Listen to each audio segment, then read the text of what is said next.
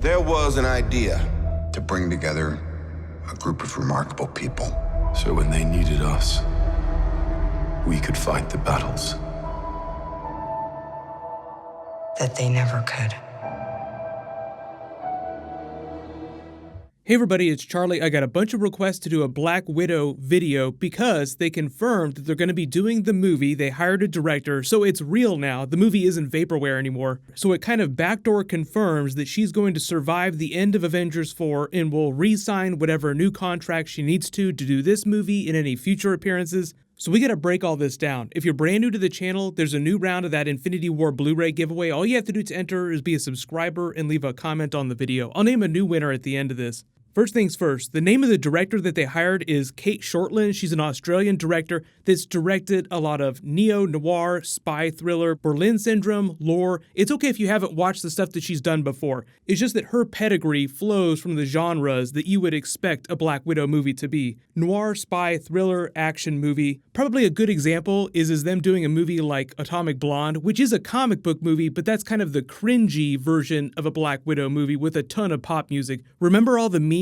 when Jennifer Lawrence did that Red Sparrow movie? That was a bad version of a Black Widow movie. Do not watch that. You're totally fine skipping that. Just the idea is that it's not hard to do a Black Widow movie. So we'll talk about her after Avengers 4 and Phase 4, like what her character is going to look like in the future. But the big stuff first. Obviously, part of it is going to take place in present day, so they'll have to deal with the consequences of what happens during Infinity War and Avengers 4. Remember, she's been one of Captain America's secret Avengers since Civil War, so she's actually been very active in the world trying to dismantle the arms trade with Captain America, a la Spider-Man Homecoming. Like, there was a prelude comic book that showed you what they've been doing. So in the way that the Marvel movies sort of build on each other, the consequences of what she's been doing should inform some of the adventure that she's on in present day. Like, you imagine that the movie opens with a big action scene. She's in the middle of dismantling some giant arms deal. Like, think somebody that would run with Ulysses Claw. Like, that's who Captain America's secret Avengers has been going after for the last couple of years since Civil War. So that comes back to bite them in the ass. They're taking one of them down. But one of the tropes of Marvel movies that deal with origins, I don't know if you would call it a trope, is that you have a problem in present day, but you also have a problem from the past come back to haunt the hero that's somehow connected to what's happening in present day.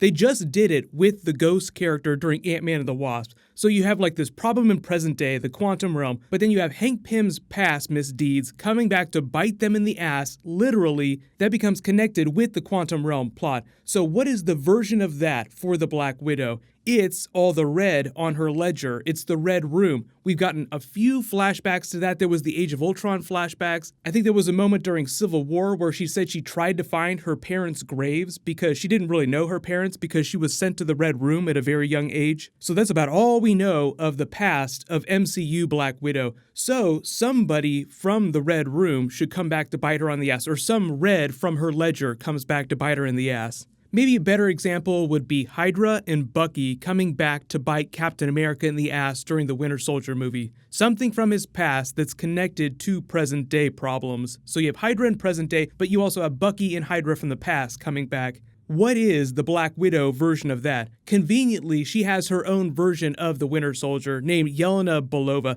the second person to take the mantle. There was a comic book storyline where she actually tried to hunt down Natasha Romanoff, kill her, and literally take the mantle from her. Like, I'm going to become the next Black Widow by killing the original. They can incorporate that character with a version of her backstory. They simplify everything from the movies quite a bit. So you could just have Black Widow killing people while she's in the Red Room working for the Soviets. They could be connected to Yelena Belova or somebody in present day that comes back to bite her in the ass. Just remember, she has a lot of red on her ledger. That's a bit of a J.J. Abrams mystery box. Anything can come out of that. Any character from the Marvel Cinematic Universe. That's the beauty of having a character, say like Black Panther, that travels all over the world, is they can interact with anybody in the Marvel Cinematic Universe that you want. Any big villain that you want to include or they haven't done yet. Anybody from the Masters of Evil. Any of the bigger Sinister Six characters like Norman Osborn. Like, Black Widow can go anywhere you want her to go. But what about other Avengers characters crossing over? I think we're all in agreement in saying that the top of that list should be Winter Soldier and Hawkeye. And depending on what happens to him at the end of Avengers 4, Captain America. So you just continue some of the threads of what the Secret Avengers have been doing on the DL this whole time into present day in the Black Widow movie, but then some shared past comes back to haunt them. So who has shared history amongst that group with Black Widow? Cap was on ice that whole time, so he's really only known Black Widow for the last 10 years or so. But the really cool thing about the Winter Soldier character is that he was also an assassin for the Soviets that they would just de-thaw every time they needed him to take down someone really big. So he would come in and out of cryogenic stasis throughout the years, meaning that he could have been around when Black Widow was training in the Red Room in her early years working for the Soviet government. So it's pretty easy to guess that they probably share some red on their respective ledgers. Like there was probably a time where they ran into each other while they were on different hits. I know who killed Fury. Most of the intelligence community doesn't believe he exists. The ones that do call him the Winter Soldier. He's credited with over 24 assassinations in the last 50 years. So he's a ghost story. 5 years ago, I was escorting a nuclear engineer out of Iran. Somebody shot out my tires near Odessa. We lost control, went straight over a cliff. I pulled us out. But the Winter Soldier was there. I was covering my engineer, so he shot him straight through me. Soviet slug, no rifling. Bye-bye bikinis. Yeah, I bet you look terrible in them now.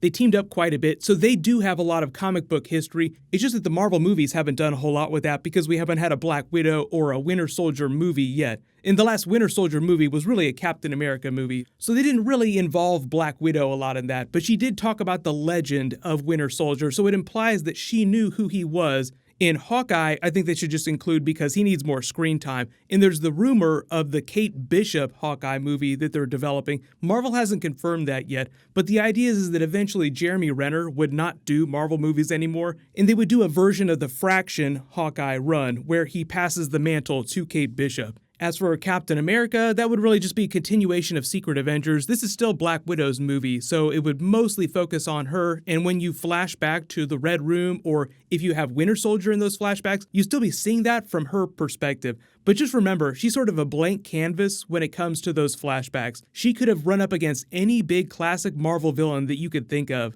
Like, they bring back so many deep cuts during Ant-Man and the Wasp from the classic Avengers because of Janet Van Dyne's character, because she was a founding member. But just to chart the timeline, just to put things into perspective, when you see all the flashbacks to Michael Douglas in Ant-Man, that's to like the really late 80s, early 90s. You have to imagine that Black Widow didn't actually start going on missions till like the mid to late 90s when she was a little bit older. Remember, she's still supposed to be relatively young in the MCU, so I don't think that she came up to like the tail end of the Soviet Union and then just probably started working for the KGB. Because if you really want to be a stickler about it, the Soviet Union was gone by the time she would have been old enough to actually be going on assassination missions, so they'll probably explain some of that backstory when they get to the movie. I wouldn't worry about that too much right now, but let me know in the comments, who do you want the villain of the Black Widow movie to be, and which other Avengers do you want to cross over into that? Don't forget that Comic-Con is next week, so I'll do a video in the next couple of days explaining what the trailer schedule is going to be and the videos that I'm going to be doing.